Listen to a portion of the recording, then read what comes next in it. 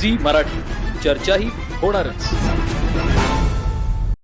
तरुणांनी केवळ सरकारी नोकरीच्या मागे न लागता उद्योग व्यवसायाकडे वळल्यास स्वतःबरोबरच समाजाची प्रगती साध्य होऊ शकते, असे गौरवोद्गार स्वाभिमानी शेतकरी संघटनेचे युवा नेते सौरभ शेट्टी यांनी काढले. ते कुंभोज इथं अमित मेडिकल स्टोअरच्या उद्घाटनाप्रसंगी बोलत होते. नवउद्योजकांनी ग्रामीण भागात व्यवसाय सुरू करून रोजगाराच्या संधी निर्माण करणं ही काळाची गरज आहे. ग्रामीण अर्थव्यवस्था मजबूत करण्यासाठी तरुणांनी पुढाकार घ्यावा, असं मत जिल्हा परिषदेचे माजी शिक्षण सभापती प्रवीण यादव यांनी बोलताना व्यक्त केलं.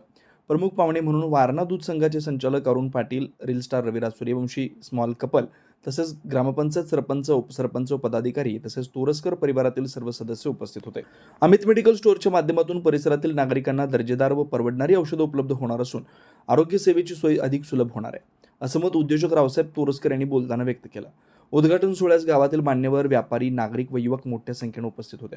कार्यक्रमाच्या सुरुवातीला जेव्हा सहकारी साखर कारखान्याचे व्हाईस चेअरमन बाबासाहेब चौगुले, माजी शिक्षण सभापती प्रवीण यादव, गटनेते किरण माळी, प्रकाश पाटील, भोपाल तोरसकर, रावसाहेब तोरसकर, सदाशिव तोरसकर, दशरथ मिसाळ, दीपक कोळी, डॉक्टर सत्यजित तोरसकर, संदीप तोरसकर, भरत भोकरे, अजित देवमुरे, अप्पासाहेब पाटील, ऋतुराज तोरसकर, वाटार सरपंच शंकर शिंदे व अमित फार्मा कंपनीचे सर्व डायरेक्टरांच्या प्रमुख उपस्थितीत व मान्यवरांच्या हस्ते फीत कापून स्टोअरचं उद्घाटन करण्यात आलं.